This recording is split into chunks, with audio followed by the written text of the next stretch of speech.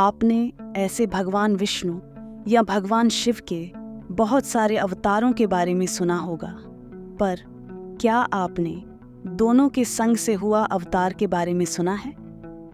और यह अवतार तो कलयुग में आज भी हमारे बीच में कलयुग के देवता के नाम से जिंदा है। आइए जानते हैं कलयुग के देवता भगवान अयप्पा के बारे में, जो भगवान शिव और भगवान मोहिनी जी के संग से उत्पन्न हुए थे और ये कलयुग के देवता के नाम से भी जाने जाते हैं। सबसे पहले भगवान विष्णु जी ने मोहिनी जी का रूप समुद्र मंथन के वक्त लिया था। कहा जाता है कि जब इंद्रदेव दुर्वासा मुनि जी से श्रापित होकर सब कुछ खो बैठे थे, तब उस वक्त देवता और असुरों के बीच काफी घमासान युद्ध हुआ था, जिसमें देवताओं की हार हुई। तब भगवान विष्णु जी ने देवताओं और असुरों को सलाह दी थी कि आप समुद्र मंथन कीजिए, उसमें से जो भी निकलेगा वो आप बांट लेना। और भगवान ने देवताओं को यह भी बोला कि मैं चुपके से अमृत आपको ही पिलवाऊंगा। जब समुद्र मंथन शुरू हुआ तब उसमें बहुत सी अनमोल चीजें आई थीं और उसी में से भगवान विष्णु जी के बहुत से अवतार भी प्रकट हुए थे। जब उसमें से हलाहल नाम का विष निकला जो तीनों लोकों को खत्म कर सकता था, तब देवी देवताओं की प्रार्थना से भगवान शिव जी ने उस विष को अपने कंठ में ले लिया था, जिसके कारण उनका कंठ नीला हो गया और वो नीलकंठ के नाम से विख्यात हो गए। फिर उसके बाद मंथन से भगवान धन्वंतरी जी सुंदर कलश में अमृत के साथ प्रकट हुए। तब असुरों ने उस अमृत को भगवान धन्वंतरी जी से छीन लिया और अकेले छकने वाले थे।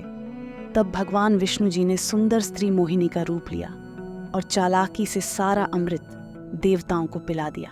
जब यह सारी लीला को भगवान शिव जी देवी पार्वती जी से सुन रहे थे, तब उनके मन में भगवान विष्णु जी के मोहिनी रूप को देखने की इच्छा हुई। तब भगवान विष्णु जी ने भगवान शिव की इच्छा को पूरी करने के लिए उनके सामने प्रकट हुए। तब शिव जी उनके रूप गुण से मोहित हो गए। उनके संग से फिर भगवान शस्ता, जो स्वामी अयप्पा के नाम से विख्यात है, उनका प्राकट्य हुआ। स्वामी अयप्पा जी कलयुग के देवता के नाम से भी जाने जाते हैं, जो दक्षिण भारत में काफी पूजनीय है। स्वामी अयप्पा की कहानी शुरू करने से पहले ये समझ लेते हैं कि भगवान शिव जैसे परम वैष्णव कैसे मोहित हो गए। यह तो भगवान विष्णु जी की लीला थी, क्योंकि महिषी, जो महिषासुर की बहन थी, उसको वरदान था कि उसे कोई देवी देवता, यहाँ तक कि स्वयं भगवान विष्णु या भगवान शिव भी उसे नहीं मार सकते थे।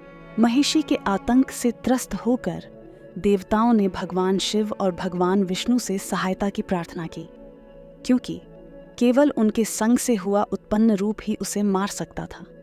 दोनों देवताओं ने अपनी शक्तियों का सम्मिलन किया और उनके संयुक्त रूप से भगवान अयप्पा का जन्म हुआ। भगवान अयप्पा, जिन्हें शस्ता के नाम से भी जाना जाता है, शिव और विष्णु के पुत्र के रूप में प्रकट हुए।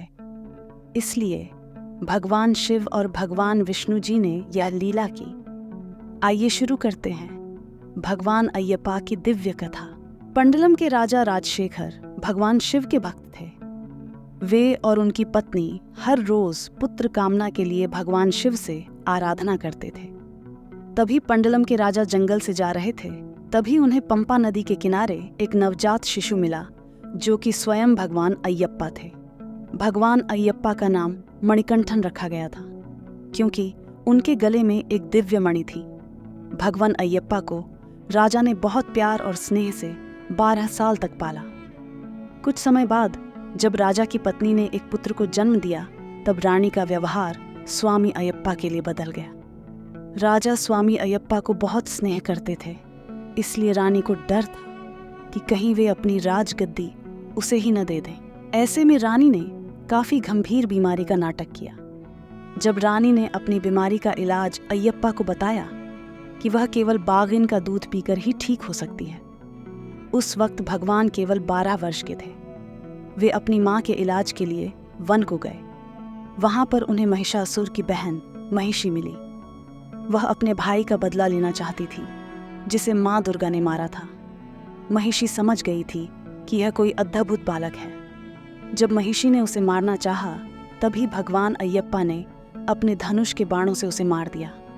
वे जब वापस आ रहे थे, तब वे केवल बाघिन का दूध नहीं, बल्कि बाघिन के ऊपर बैठ के बाघिन की पूरी फौज अपने साथ लेकर आ रहे थे। ऐसे में लोग उन्हें जीवित और बाघिन की सवारी करते देखकर हैरान रह गए और सभी स्वामी अयप्पा के जयकारे लगाने लगे। राजा ने जब यह देखा तो वे समझ गए कि उनका पुत्र कोई साधारण मनुष्य नहीं है। उन्होंने रानी के बुरे बर्ताव के लिए उनसे क्षमा मांगी। तब उन्होंने यह बताया कि यह तो भगवान की लीला थी और अपने अवतार के बारे में सारी बात बताई। तब उन्होंने पिताजी से सबरी पहाड़ियों में मंदिर बनवाने की बात कही और वे सबरी पहाड़ियों की ओर चले गए। उनके जाने के बाद राजा राजशेखर ने सबरी में मंदिर का निर्माण कराया और भगवान परशुराम ने भगवान अयप्पा की मूर्ति का निर्माण किया, जिसे मकर संक्रांति के पावन पर्व पर मंदिर में स्थापित किया गया। यह मंदिर आज भी केरल के पहाड़ों में स्थित है और यहाँ भगवान अयप्पा की दिव्य मूर्ति स्थापित है। हर साल लाखों भक्त सबरीमाला यात्रा करते हैं, जो एक कठिन तपस्या और भक्ति का प्रतीक मानी जाती है।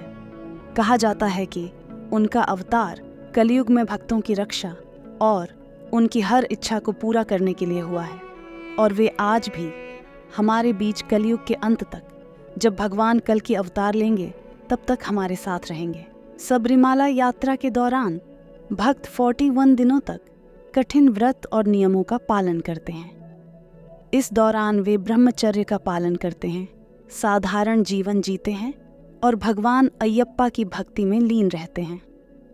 यह यात्रा भक्तों के लिए एक आत्मशुद्धि और आध्यात्मिक अनुभव मानी जाती है। इस वीडियो में इतना ही। अगर आपका कोई प्रश्न है तो प्लीज़ नीचे कमेंट बॉक्स में आपका स्वागत है। आप ऐसा और ज्ञान लेना चाहते हैं तो प्लीज़ इस चैनल को सब्सक्राइब कीजिए। वीडियो अच्छी लगी हो तो प्लीज़ लाइक एंड शेयर कीजिए। मैं निहारिका आपसे विदा लेती हूँ। थैंक्स।